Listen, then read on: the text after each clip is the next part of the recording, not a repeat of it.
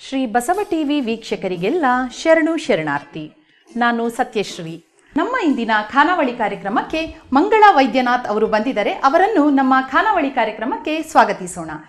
ನಮ್ಮ ಕಾರ್ಯಕ್ರಮಕ್ಕೆ ಸ್ವಾಗತ. ನಮಸ್ಕಾರ. ಶರಣು ಶರಣಾರ್ಥಿ. ಶರಣು ಶರಣಾರ್ಥಿ.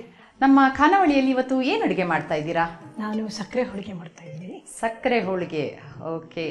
ಇದು ಯಾವ ಕಡೆ ಅಡುಗೆ ಅಮ್ಮ ಇದು? ಇದು ಉತ್ತರ ಕರ್ನಾಟಕದವರು ಮಾಡ್ತಾರೆ, ಜಾಸ್ತಿ ಅವರೇ ಮಾಡೋದು. ಮತ್ತೆ ನಮ್ಮ ಕಡೆನೂ ಸ್ವಲ್ಪ ಸ್ವಲ್ಪ ಮಾಡ್ತಾ ಇದ್ರು, ಹಾಗಾಗಿ ನಮ್ಗೆ ಅವರೇ ಕಡೆಯಿಂದಾನೇ ಬಂದಿರೋ. ಓಕೆ, ನೀವು ಉತ್ತರ ಕರ್ನಾಟಕದವರ ಅಲ್ಲಿಂದ. ನಿಮ್ ಕಡೆ ಅಂದ್ರೆ ಯಾವ ಊರು ನಿಮ್ದು? ನಮ್ದು ಬೆಂಗಳೂರೇನೆ.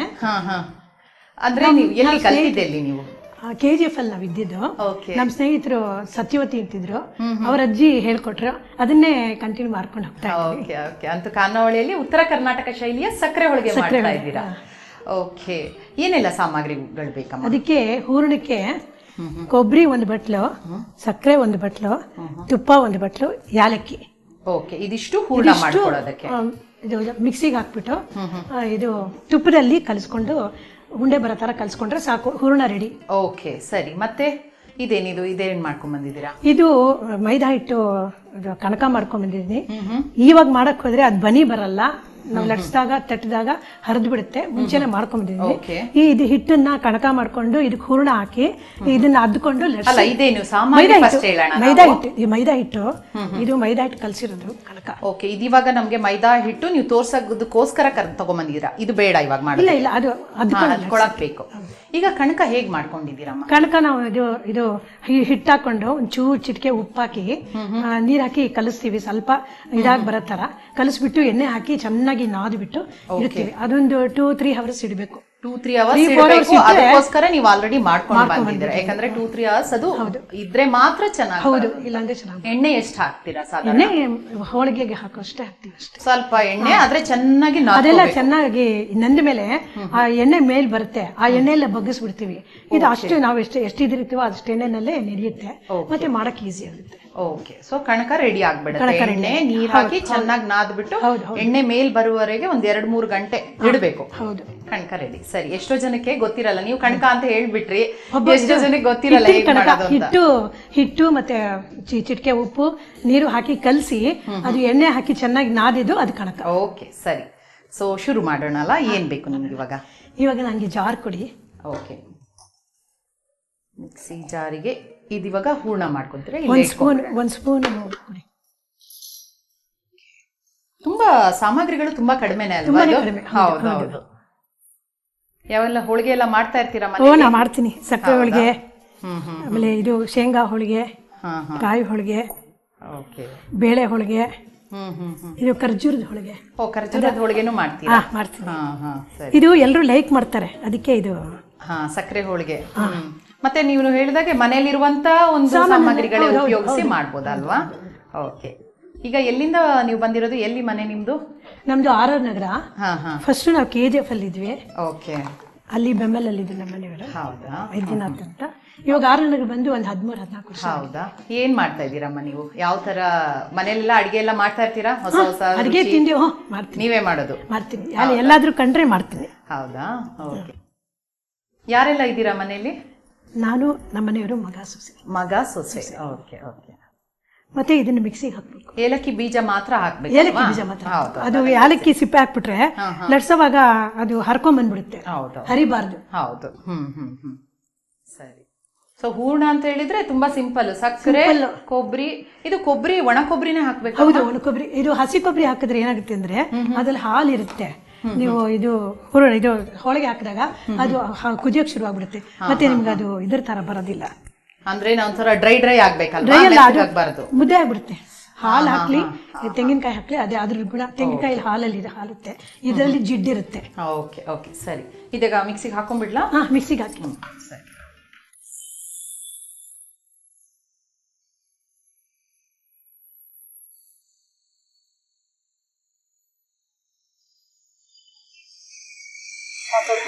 ಸಾಕು, ಆಗಿದೆ ಅಂತ ಅನ್ಕೊಂತೀನಿ. ಒಣ ಕೊಬ್ಬರಿ ಅಲ್ಲ, ಬೇಗ ಆಗ್ಬಿಡುತ್ತೆ.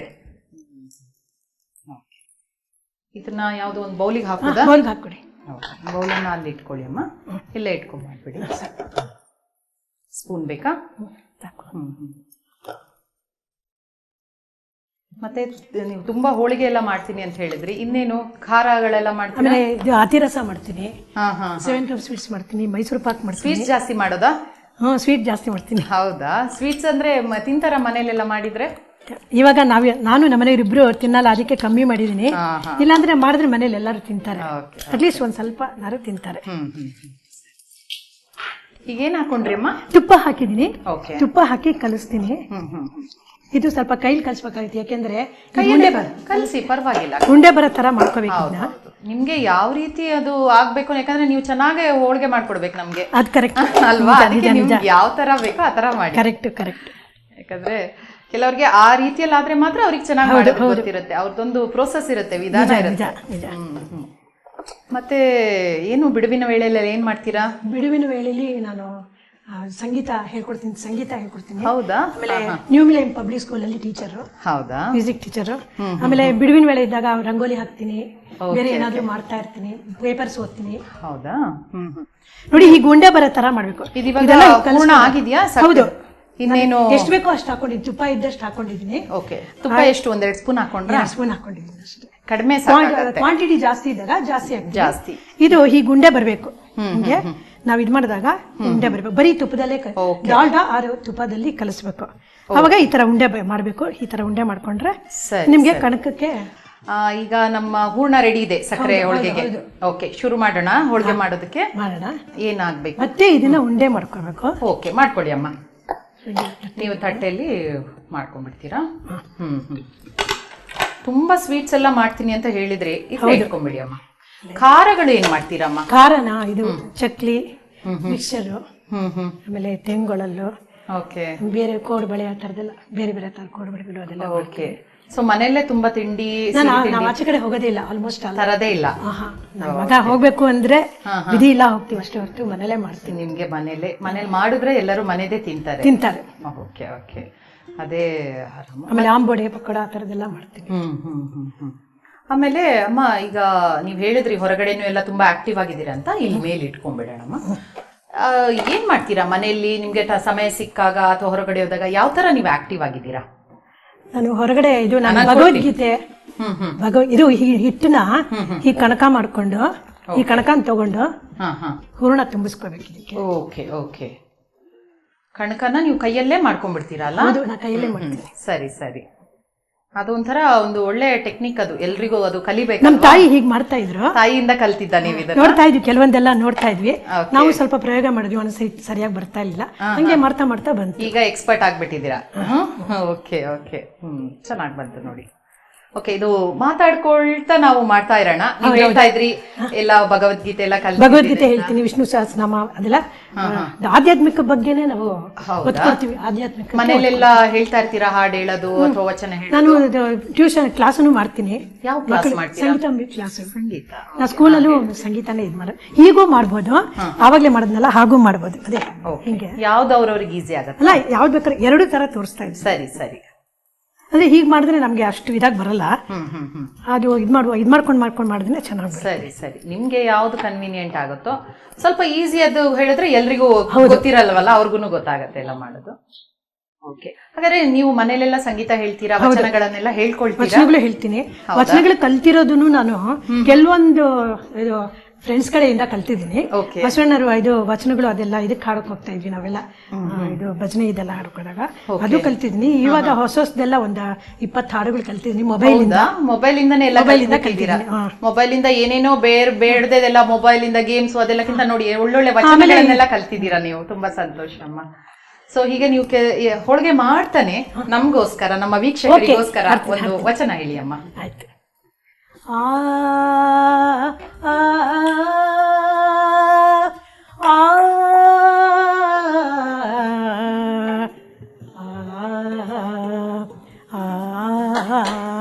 ಬೆಟ್ಟದ ಮೇಲೊಂದು ಮನೆಯ ಮಾಡಿ ಬೆಟ್ಟಗಳಿ ಗಂಜಿದೊಡೆ ಎಂತಯ್ಯ, ಬೆಟ್ಟದ ಮೇಲೊಂದು ಮನೆಯ ಮಾಡಿ ಮೃಗಗಳಿ ಗಂಜಿದೊಡೆ ಎಂತಯ್ಯ, ಸಮುದ್ರದ ತಡಿಯಲ್ಲಿ ಮನೆಯ ಮಾಡಿ, ಸಮುದ್ರದ ತಡಿಯಲ್ಲಿ ಮನೆಯ ಮಾಡಿ, ನೊರೆತರೆಗಳಿಗೆ ಅಂಜಿದೊಡೆಂತಯ್ಯ ಎಂತಯ್ಯ ಬೆಟ್ಟದ ಮೇಲೊಂದು ಮನೆಯ ಮಾಡಿ ಮೃಗಗಳಿಗಂಜಿದೊಡೆ ಎಂತಯ್ಯ ಆ ಆ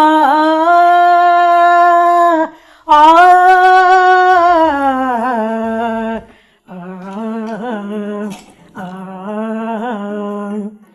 ಸಂತೆಯೊಳಗೊಂದು ಮನೆಯ ಮಾಡಿ ಸಂತೆಯೊಳಗೊಂದು ಮನೆಯ ಮಾಡಿ ಸಂತೆಯೊಳಗೊಂದು ಮನೆಯ ಮಾಡಿ ಸಂತೆಯೊಳಗೊಂದು ಮನೆಯ ಮಾಡಿ ಶಬ್ದಕ್ಕೆ ನಾಚಿದೊಡೆ ಎಂತಯ್ಯ ಎಂತಯ್ಯ ಚನ್ನಮಲ್ಲಿಕಾರ್ಜುನ ಕೇಳಯ್ಯ ಚನ್ನಮಲ್ಲಿಕಾರ್ಜುನ ಕೇಳಯ್ಯ ಬೆಟ್ಟದ ಮೇಲೊಂದು ಮನೆಯ ಮಾಡಿ ಮೃಗಗಳಿಗಂಜಿದೊಡೆ ಎಂತಯ್ಯ ಆ ಆ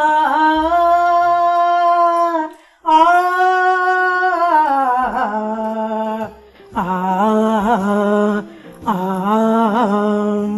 ಲೋಕದಲ್ಲಿ ಹುಟ್ಟಿದ ಬಳಿಕ ಸ್ತುತಿ ನಿಂದಿಗಳು ಬಂದೊಡೆ ಲೋಕದೊಳು ಹುಟ್ಟಿದ ಬಳಿಕ ಸ್ತುತಿ ನಿಂದೆಗಳು ಬಂದೊಡೆ ಮನದಲ್ಲಿ ಕೋಪವ ತಾಳದೆ ಮನದಲ್ಲಿ ಕೋಪವ ತಾಳದೆ ಸಮಾಧಾನಿಯಾಗಿರಬೇ ಕೈಯ ಬೇಕಯ್ಯ ಚನ್ನಮಲ್ಲಿಕಾರ್ಜುನ ಕೇಳಯ್ಯ ಚನ್ನಮಲ್ಲಿಕಾರ್ಜುನ ಕೇಳಯ್ಯ ಬೆಟ್ಟದ ಮೇಲೊಂದು ಮನೆಯ ಮಾಡಿ ಮೃಗಗಳಿಗಂಜಿದೊಡೆ ಎಂತಯ್ಯ ಆ ಆ ಆ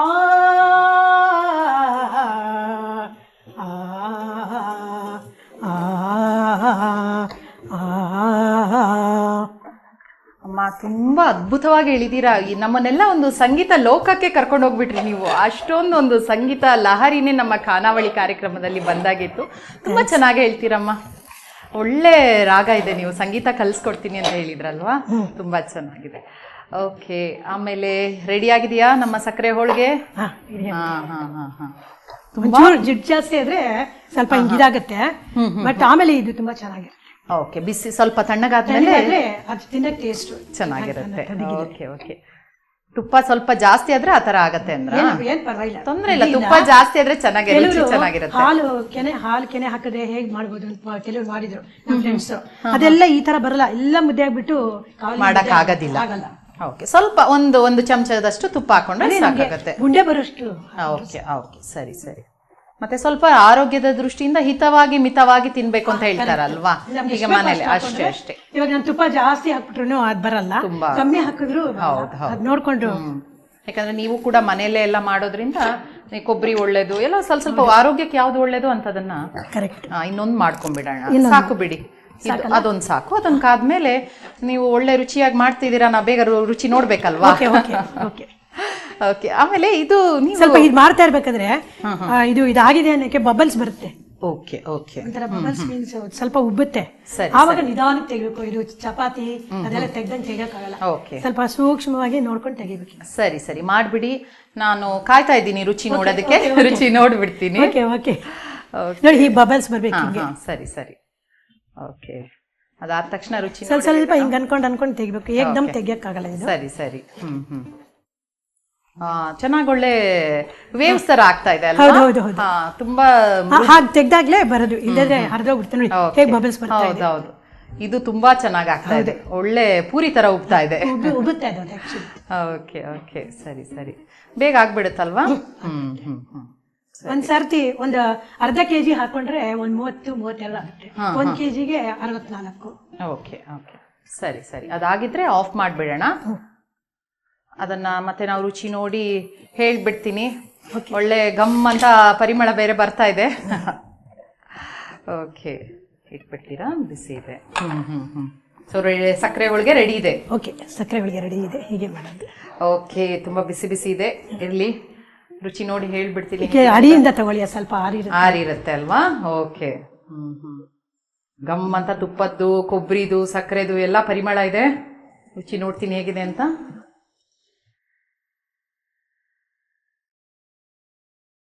ತುಂಬಾ ರುಚಿ ಇದೆ, ಒಳ್ಳೆ ಏನದು ಬೆಣ್ಣೆ ತರ ಕರಗ್ ಬಿಡ್ತು ಬಾಯಿಗೆ. ನಾವು ಹಿಟ್ಟು ಕಲ್ಸ್ಕೊಡೋದ್ರ ಮೇಲೆ ಹೋಗುತ್ತೆ. ಎಷ್ಟು ಹದವಾಗಿ ಸ್ಮೂತ್ ಆಗಿ ಕಲಿಸ್ತೀವೋ ಅದು ತಿನ್ನಕ್ಕೂ, ಅದು ನಾವು ಇದು ಮಾಡುವಾಗ ಅಷ್ಟೇ ಲಟ್ಸೋವಾಗ ಸೂಕ್ಷ್ಮವಾಗಿ ಲಟ್ಟಿಸ್ಬೇಕು. ಬಟ್ ಮಾಡಿದ್ಮೇಲೆ ಟೇಸ್ಟ್ ಒಳ್ಳೆ ಟೇಸ್ಟ್. ಇಲ್ಲ ತುಂಬಾ ಬಿಸಿ ಬಿಸಿ ಬಾಯಿಗೆ ಹೋಗುವಾಗ ಬೆಣ್ಣೆ ಕರಗದಾಗ ಹೋಗ್ಬಿಡ್ತು. ಒಂದಕ್ಕೆಲ್ಲ ನಾನು ಒಂದು ತುತ್ತಿಗೆ ನಿನ್ಸಕ್ಕೆ ಸಾಧ್ಯನೇ ಇಲ್ಲ, ಎರಡು ಖಾಲಿ ಮಾಡ್ಬೇಕಮ್ಮ. ತುಂಬಾ ರುಚಿಯಾದ ಒಂದು ಸಕ್ಕರೆ ಹೋಳಿಗೆ ಮಾಡ್ಕೊಟ್ಟಿದ್ದೀರಾ. ಇನ್ನೊಂದೇನು ಅಡ್ಗೆ ಮಾಡ್ತೀನಿ ಅಂತ ಹೇಳಿದ್ರಲ್ಲ, ಇನ್ನೇನ್ ಮಾಡ್ತೀರಾ? ಚಟ್ನಿ ಮಾಡ್ತಾ ಇದ್ದೀರಾ ಅಮ್ಮ? ಇವಾಗ ಒಳ್ಳೆ ಸಿಹಿ ಹೋಳಿಗೆಯನ್ನ ಮಾಡ್ಕೊಟ್ರಿ. ಏನೋ ದೋಸೆ ಚಟ್ನಿ ಮಾಡ್ತೀನಿ ಅಂತ ಹೇಳಿದ್ರೆ, ಏನ್ ಮಾಡ್ತಾ ಇದ್ದೀರಾ? ಪುದೀನಾ ಚಟ್ನಿ ಮಾಡ್ತಾ ಇದ್ದೀನಿ. ಓಕೆ, ದೋಸೆ ಮತ್ತೆ ಪುದೀನಾ. ಆ ದೋಸೆಗೆ ಚಟ್ನಿ. ಫಸ್ಟ್ ಚಟ್ನಿ ಮಾಡ್ಕೊಡೋಣ. ಏನ್ ಬೇಕಮ್ಮ? ಬಾಂಡ್ಲಿ ಕೊಡಿ. ಫಸ್ಟ್ ಬಾಣ್ಲೆ ಚಟ್ನಿಗೆ ಒಲೆ ಹಚ್ಕೊಂಡ್ಬಿಡಿ. ಏನು ಪುದೀನಾ ಚಟ್ನಿಗೆ ಪುದೀನಾ ಹುರ್ಕೊಳ್ಬೇಕಾ? ಹೌದು, ಫಸ್ಟ್ ಪುದೀನಾ ಹುರ್ಕೊಂಡ್ಬಿಡೋಣ. Okay okay. ಯಾಕಂದ್ರೆ ಆಮೇಲೆ ಅದು ಹುಡ್ಕೊಂಡ್ಮೇಲೆ ಆಗಲ್ಲ, ಅದಕ್ಕೋಸ್ಕರ ಸ್ವಲ್ಪ ಬೇಗ ಬೇಗ ಮಾಡೋಣ. ಇದೆಲ್ಲ ಅಂದ್ರೆ ದಿಢೀರ್ ಅಂತ ಆಗ್ಬಿಡುತ್ತಲ್ವಾ ಬೇಗ ಬೇಗ. ಸರಿ ಸರಿ. ಪುದೀನಾ ಒಳ್ಳೇದ್ ಕೂಡ ಆರೋಗ್ಯಕ್ಕೆಲ್ವಾ? ಏನು ಎಣ್ಣೆ ಏನು ಹಾಕಲ್ವಾ? ಇದಕ್ಕೆ ಎಣ್ಣೆ ಏನು ಹಾಕಲ್ಲ, ಅದಕ್ಕೊಂಚೂರು ಹಾಕಿದ್ರೆ ಹಾಕ್ತೀನಿ ಅಷ್ಟೇ. ಸರಿ ಸರಿ. ಇದಕ್ಕೆ ಎಣ್ಣೆ ಹಾಕದೆ ಹಾಗೆ ಬಾರಿಸ್ಬೇಕು. ಹಾ ಹಾ ಹಾ. ಸಾಧ್ಯವಾದಷ್ಟು ಎಲ್ಲಿ ಕಡಿಮೆ ಎಣ್ಣೆ ಹಾಕೋದು ಅಷ್ಟು ಅದನ್ನ ಅವಾಯ್ಡ್ ಮಾಡ್ತಾ ಇದ್ದೀರಾ. ಕೆಲವರು ಹುರಿಬೇಕಾದ್ರೆ ಎಣ್ಣೆ ಬೇಕೇ ಬೇಕು ಅಂತ, ಆತರ ಏನಿಲ್ಲ. ಇಲ್ಲ ಇಲ್ಲ, ಬರೀ ಎಣ್ಣೆ ಮೈ ಆಗ್ಬಿಡುತ್ತೆ. ಎಷ್ಟು ಸೇರ್ಬೇಕು ಅಷ್ಟೇ, ಅರ್ಧಕ್ಕೆ ಸೇರ್ಬೇಕಲ್ವಾ? ಹೌದು ಹೌದು, ಜಾಸ್ತಿ ಸೇರ್ಸೋಂಗಿಲ್ಲ. ಸರಿ.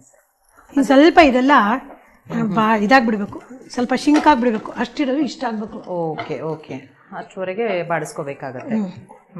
ತೊಗರಿಬೇಳಲ್ಲೂ ಮಾಡ್ತಾರೆ, ಅಂದ್ರೆ ಅದು ಆಕ್ಚುಲಿ ಬಾಣಂತಿರಿ ಮಾಡ್ತಾರೆ. ನಾವು ಕಡಲೆಬೇಳೆ ಅಂದ್ರೆ ಪುದೀನಾ ಮತ್ತೆ ತೊಗರಿಬೇಳೆ ಹಾಕ್ಬಿಟ್ಟು ಬಾಣಂತಿಯರಿಗೆ ಒಳ್ಳೆ ಆಹಾರ ಅಂತ. ಹೌದು. ಓಕೆ ಓಕೆ ಮೇಡಮ್, ಇದನ್ನ ಆಯ್ತಾ ಇವಾಗ? ಆಯ್ತು. ನೀವು ಹುರ್ಕೊಂಡಿರೋದನ್ನ ಹಾಕ್ತಾ ಇದ್ದೀರಲ್ಲ, ಆ ಪುದೀನದ್ದು ಒಂದು ಬೇರೆ ಪರಿಮಳ ಅಲ್ಲ, ಒಂದು ಹುರಿದ ತಕ್ಷಣ ಇದು ಹೀಗೆ ಬಾಡ ತರ ಹುರ್ಕೋಬೇಕು. ಓಕೆ, ಇನ್ನೇನು ಮಾಡ್ಕೊಂತೀರಾ? ಈಗ ಒಂದ್ ನಿಮಿಷ ಹಾಕೊಂಡ್ಬಿಡಿ. ಈಗ ಕಡಲೆಬೇಳೆ ಹಾಕೋತೀನಿ. ತಗೊಳ್ಳಿ. ಒಂದ್ ನಿಮಿಷ. ಇದು ಕೂಡ ಡ್ರೈ ಆಗಿ ಹುರಿದ್ ಬಿಡ್ತೀರಾ? ಇನ್ನೇನ್ ಬೇಕಮ್ಮ? ಆಮೇಲೆ ಒಣಮೆಣಸಿನ್ಕಾಯಿ ಕೊಡಿ. ತಗೊಳ್ಳಿ. ಆಮೇಲೆ ಇದು ಹುಣಸೆ ಹಣ್ಣು ಕೊಡಿ ಸ್ವಲ್ಪ, ಅದು ಬಿಸಿ ಮಾಡ್ಕೋಬೇಕು. ಅವಾಗ ಹಾಕೊಂಡ್ಬಿಡಿ ಅದಕ್ಕೆ. ಚೆನ್ನಾಗಿ ಆಗತ್ತಲ್ವಾ? ಚೆನ್ನಾಗಿ ಉರಿಯುತ್ತೆ, ಬಿಸಿ ಮಾಡ್ದಂಗ ಆಗುತ್ತೆ. ಓಕೆ. ಈಗ ಕಡಲೆಬೇಳೆ ಬದಲು ಬೇರೆ ಬೇಳೆನೂ ಎಲ್ಲ ಹಾಕೊಳ್ಬಹುದು. ತೊಗರಿ ಬೇಳೆನೂ ಹಾಕೋಬಹುದು. ನನ್ ಬೇಳೆ ಇದು ಒಂಥರ ಟೇಸ್ಟ್ ಇರುತ್ತೆ ಅಂತ ಇದು ಮಾಡಿ.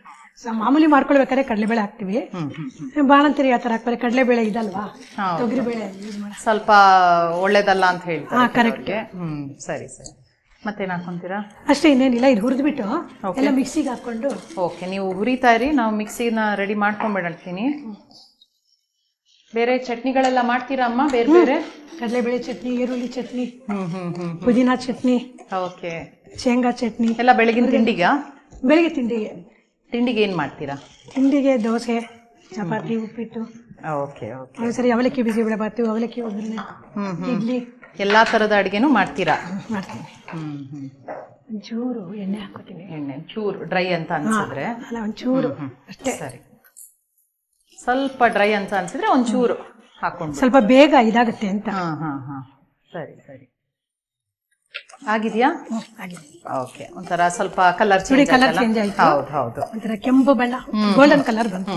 ಸರಿ. ಕಡಲೆಬೇಳೆ, ಕೆಂಪು ಮೆಣಸು ಚೆನ್ನಾಗಿ ಹುರಿದಿದ್ದೀರಾ? ಕಡಲೆಬೇಳೆ, ಕೆಂಪು ಮೆಣಸು, ಹುಣಸೆ ಹಣ್ಣು, ಮತ್ತೆ ನೀವು ಆಲ್ರೆಡಿ ಪುದೀನಾ ಹುರಿದಿಟ್ಟಿದ್ದೀರಾ ಅಲ್ವಾ? ಸ್ವಲ್ಪ ಸ್ಪೂನ್ ಕೊಡಿ. ಇದಾ ಚಿಕ್ಕದ್ ಬೇಕಮ್ಮ? ಇದೆ ಇರ್ಲಿನಾ? ಇದಿವಾಗ ಎಲ್ಲ ದೋಸೆ, ಇಡ್ಲಿ ಎಲ್ಲದಕ್ಕೂ ಚೆನ್ನಾಗಿರತ್ತಾ ಇದು ಚಟ್ನಿ? ಕೆಲವದಕ್ಕೆ ಚೆನ್ನಾಗಿರುತ್ತೆ. ಯೂಶಲಿ ಯಾವ್ದಕ್ಕೆ ಚೆನ್ನಾಗಿರುತ್ತೆ? ಸಾಮಾನ್ಯಕ್ಕೆ ತಿನ್ಬೋದು, ಚೆನ್ನಾಗಿರುತ್ತೆ. ಇದು ಅನ್ನ ಕಲ್ಸಕ್ ಚೆನ್ನಾಗಿರುತ್ತೆ, ಚಪಾತಿಗೆ ಚೆನ್ನಾಗಿರುತ್ತೆ, ರೊಟ್ಟಿಗೆ ಚೆನ್ನಾಗಿರುತ್ತೆ. ಇದನ್ನ ಹಾಕೊಂತೀರಾ? ಇದು ಕೊಟ್ಬಿಡಿ. ಆಯ್ತು. ಇದು ಅನ್ನಕ್ಕೂ ಮಾಡ್ಕೊಬೋದಾ? ಅನ್ನಕ್ಕೂ ಹಾಕೋಬಹುದು. Okay okay. ಬೆಳಿಗ್ಗೆ ಚಟ್ನಿ ಮಾಡಿ ಸಮಯ ಇಲ್ಲ ಅಂದ್ರೆ ಮಧ್ಯಾಹ್ನ ಅನ್ನಕ್ಕೂ ಕಲ್ಸ್ಕೊಬಹುದು. ಏನ್ ಬೇಕು? ತೆಂಗಿನಕಾಯಿ ಬೇಕು. ಓಕೆ, ತಗೊಳ್ಳಿ, ಹಾಕೊಂಬಿಡಿ.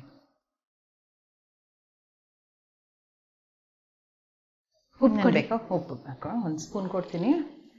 ರುಚಿಗೆ ಎಷ್ಟು ಬೇಕೋ ಅಷ್ಟು ಉಪ್ಪು ಕೆಳಗಿಟ್ಬಿಡಿ. ಹೀಗೆ ಹಾಕೋ, ರುಚಿಗೆ ತಕ್ಕಷ್ಟು. ಓಕೆ, ಉಪ್ಪು ಹಾಕೊಳ್ಳೋಣ. ಆಮೇಲೆ ಒಂಚೂರು ಬೆಲ್ಲ. ಓಕೆ, ಬೆಲ್ಲನೂ ಸ್ವಲ್ಪ ಹಾಕೊಂತೀರಾ? ಬೆಲ್ಲ ಹಾಕ್ತೀವಿ, ಅದು ಟೇಸ್ಟ್ ಬರುತ್ತೆ ರುಚಿಗೆ. ಅಡುಗೆಲಿ ಸ್ವಲ್ಪ ಬೆಲ್ಲ ಸೇರಿಸಿದ್ರೆ ಅದರಲ್ಲಿ ಖನಿಜಾಂಶ ಇರುತ್ತೆ. ಹೌದು, ಒಳ್ಳೇದು, ಒಳ್ಳೇದು, ಆರೋಗ್ಯಕ್ಕೆ ತುಂಬಾ ಒಳ್ಳೇದು. ಹೌದು.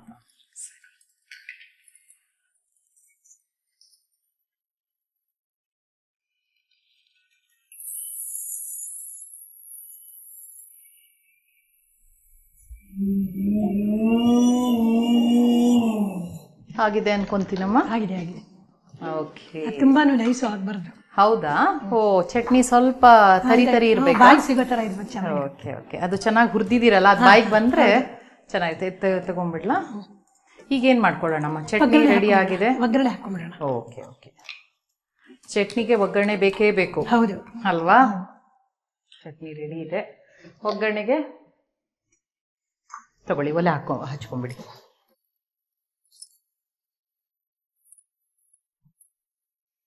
ಸಾಸಿವೆ ಒಗ್ಗರಣೆ ಹಾಕೊಳ್ತೀರಮ್ಮ? ಹೌದು, ಸಾಸಿವೆ. ಸರಿ. ಸ್ವಲ್ಪ ಗಟ್ಟಿ ಚಟ್ನಿನೇ ಇರ್ಬೇಕಾ ಇದು? ಸ್ವಲ್ಪ ಬೇಕಾದ್ರೆ ನೀರ್ ಹಾಕೊಳ್ಳಬಹುದು. ಕಮ್ಮಿ ಜನ ಇದ್ರೆ ಗಟ್ಟಿ ಚಟ್ನಿ ಓಕೆ, ಜಾಸ್ತಿ ಜನ ಇದ್ರೆ ಒಂದ್ ಸ್ವಲ್ಪ ನೀರ್ ಹಾಕೊಂಡ್ರೆ ಓಕೆ, ಅವರವರ ರುಚಿಗೆ ತಕ್ಕಂತೆ ಅಷ್ಟೇ. ಒಗ್ಗರಣೆ ಹಾಕಿ ಮಾಡಿದ್ಮೇಲೆ ನಾವು ಇನ್ನು ದೋಸೆ ರೆಡಿ ಮಾಡ್ಕೊಂಡ್ಬಿಡೋದು. ಓಕೆ, ಆಯ್ತಲ್ಲ? ಓಕೆ, ಒಳ್ಳೆ ಗಮ್ ಅಂತ ಚಟ್ನಿ ಮತ್ತೆ ಒಗ್ಗರಣೆ ಹಾಕಿದ್ರೆ ರೆಡಿ ಇದೆ. ಈಗೇನ್ ಮಾಡ್ಕೊಳ್ಳೋಣಮ್ಮ? ಈಗ ದೋಸೆ ರೆಡಿ, ಹಿಟ್ಟು ಮಾಡ್ಕೊಂಬಂದ್ಬಿಟ್ಟಿದ್ದೀರಾ? ಹೌದು, ರೆಡಿ ಮಾಡ್ಕೊ. ಈಗ ನಮ್ಮ ವೀಕ್ಷಕರಿಗೋಸ್ಕರ ನೀವು ಯಾವ ರೀತಿ ದೋಸೆ ಹಿಟ್ಟು ಏನೆಲ್ಲ ಹಾಕಿದ್ದೀರಾ ಒಮ್ಮೆ ಹೇಳಿ ಅಮ್ಮ. ಇದು ಹಬ್ಬಗಳು ಏನಾದ್ರು ಬಂದಾಗ ಕೋಸಂಬರಿ ಮಾಡ್ತೀವಿ. ಯಾರ ಮನೆಗಾರ ಅರ್ಶನ ಕುಂಕುಳಿಗೆ ಹೋದ್ರೆ ಅಲ್ಲಿ ದೋಸೆ ಇದು ಕೋಸಂಬರಿ ಕೊಡ್ತಾರೆ. ಆ ಕೋಸಂಬರಿನ ವೇಸ್ಟ್ ಮಾಡಕ್ ಮನ್ಸು ಬರಲ್ಲ.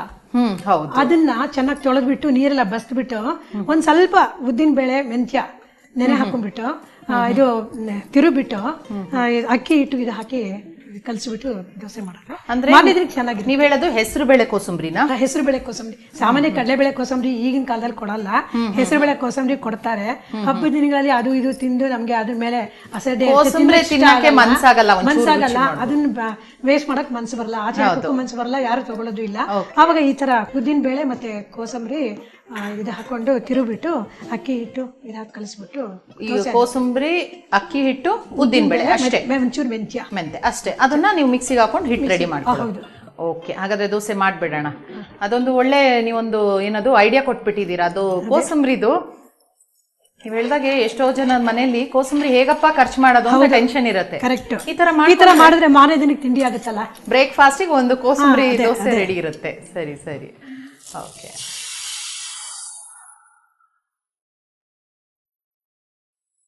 ಉದ್ದಿನ ಬೇಳೆ, ಅಕ್ಕಿ ಹಿಟ್ಟು ಹಾಕಿದಿರಮ್ಮ? ಅಕ್ಕಿ ಹಿಟ್ಟು ಅವಾಗ ನೆನೆಸ್ಕೊಳಕ್ ಪುರ್ಸತ್ತಿರಲ್ಲ, ಅಕ್ಕಿ ಹಿಟ್ಟೆ ಹಾಕ್ಬಿಡೋದು. ಓಕೆ, ಇಂಥದೆಲ್ಲ ನಾವು ದಿಢೀರ್ ಅಂತ ಎಲ್ಲ ಹೇಳ್ಕೊಟ್ರೆ ಎಷ್ಟೋ ಜನ ತುಂಬಾ ಉಪಯೋಗ ಆಗತ್ತೆ. ಕರೆಕ್ಟ್, ನಮಗೆ ಉಪಯೋಗ ಆಗುತ್ತೆ. ಹೌದು ಹೌದು.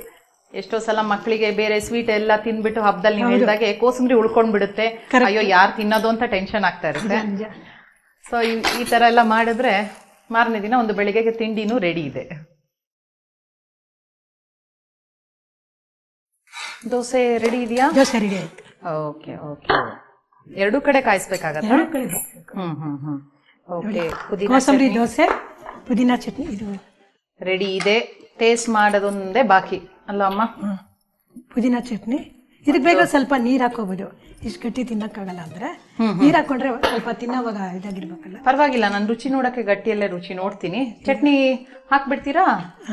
ಒಂದ್ಸತಿ ಫೋಲ್ಡ್ ಮಾಡ್ಕೊಂಡು ಮತ್ತೆ ನೋಡೋಣ. ಈಗ ಹಾಕೊಳ್ಳೋಣ. ಅವ್ರವ್ರ ರುಚಿಗೆ ದಪ್ಪ ಇದ್ರೆ ಅಂದ್ರೆ ಗಟ್ಟಿ ಕೆಲವ್ರಿಗೆ ಬೇಕು.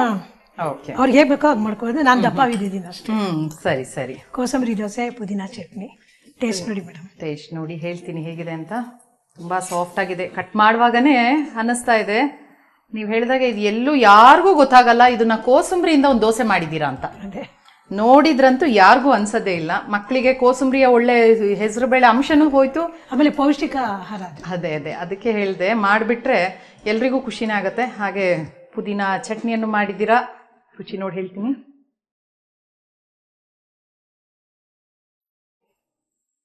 ತುಂಬ ರುಚಿಯಾಗಿದೆ ಅಮ್ಮ. ಇದು ಎಷ್ಟು ಸಾಫ್ಟ್ ಆಗಿದೆ ಅಂದರೆ ನಿಮ್ಗೆ ಅಂದ ತಕ್ಷಣ ಒಳ ಹೋಗ್ಬಿಡ್ತು. ಆಮೇಲೆ ಅದಕ್ಕೊಂದು ತಕ್ಕನಾದ ಚಟ್ನಿ, ತುಂಬ ರುಚಿ ಇದೆ. ಒಂದು ಬಿಸಿ ಬಿಸಿ ದೋಸೆ ಮತ್ತು ಚಟ್ನಿಯನ್ನು ಮಾಡ್ಕೊಟ್ಟಿದ್ದೀರಾ. ಎಲ್ಲರೂ ಮಾಡಬೇಕು, ಅಷ್ಟು ರುಚಿ ಇದೆ. ಕೋಸಂಬರಿದಂತೂ ಇದು ನೆನಪಲ್ಲೇ ಇಟ್ಕೊಂಡಿರ್ಬೇಕಮ್ಮ, ಅಷ್ಟು ಚೆನ್ನಾಗಿ ಮಾಡಿದ್ದೀರಾ. ಇವತ್ತು ನಮ್ಮ ಖಾನಾವಳಿ ಕಾರ್ಯಕ್ರಮಕ್ಕೆ ಬಂದು ಕೋಸಂಬರಿ ದೋಸೆ, ಪುದೀನ ಚಟ್ನಿ ಮತ್ತೆ ಹೋಳಿಗೆಯನ್ನ ಮಾಡಿ ತೋರಿಸಿದ್ದೀರಾ. ನಮ್ಮ ಖಾನಾವಳಿ ತಂಡದ ಪರವಾಗಿ ಧನ್ಯವಾದಗಳು. ನಮಸ್ಕಾರ. ಶರಣು ಶರಣಾರ್ಥಿ. ಶರಣಾರ್ಥಿ. ನೋಡಿದ್ರಲ್ಲ ವೀಕ್ಷಕರೇ, ಸಕ್ಕರೆ ಹೋಳಿಗೆ, ಕೋಸಂಬರಿ ದೋಸೆ ಮತ್ತು ಪುದೀನ ಚಟ್ನಿಯನ್ನು ಹೇಗೆ ಮಾಡಿದ್ರು ಅಂತ. ನೀವು ಕೂಡ ಇದನ್ನು ಮನೇಲಿ ಮಾಡಿ ನೋಡಿ. ಯಾಕಂದರೆ ಕೋಸಂಬರಿ ಎಲ್ಲರ ಮನೇಲೂ ಮಾಡ್ತೀವಿ, ಆದರೆ ಎಷ್ಟೋ ಸಲ ಯೋಚನೆ ಮಾಡ್ತಾ ಇರ್ತೀವಿ ಅದು ಖರ್ಚಾಗಲ್ಲ. ಆಗ ನೀವು ತಿಂಡಿಯಾಗಿ ಕೋಸಂಬರಿ ದೋಸೆಯನ್ನು ಮಾಡಿ, ಪುದೀನ ಒಳ್ಳೆಯದು ದೇಹಕ್ಕೆ, ಪುದೀನ ಚಟ್ನಿಯನ್ನು ಮಾಡಿ ನೋಡಿ. ಹಾಗೆ ಸಕ್ಕರೆ ಹೋಳಿಗೆ ನೀವು ಎಷ್ಟೋ ಸಲ ಏನಾದರೂ ಸಿಹಿ ತಿಂಡಿಯನ್ನು ತಿನ್ನಬೇಕು ಅಂದ್ಕೊಳ್ಳುವಾಗ ಅದನ್ನು ಮಾಡಿ ನೋಡ್ಬೋದು. ಇದೇ ರೀತಿ ಮುಂದಿನ ಸಂಚಿಕೆಯಲ್ಲಿ ಮತ್ತೊಂದು ಹೊಸ ರುಚಿಯೊಂದಿಗೆ ನಿಮ್ಮನ್ನು ಭೇಟಿ ಆಗ್ತೀವಿ. ಅಲ್ಲಿಯವರೆಗೂ ನೋಡ್ತಾ ಇರಿ ಶ್ರೀ ಬಸವ ಟಿವಿ. ಇದು ಸಂಸ್ಕಾರದ ಬೆಳಕು. ಶರಣು ಶರಣಾರ್ಥಿ.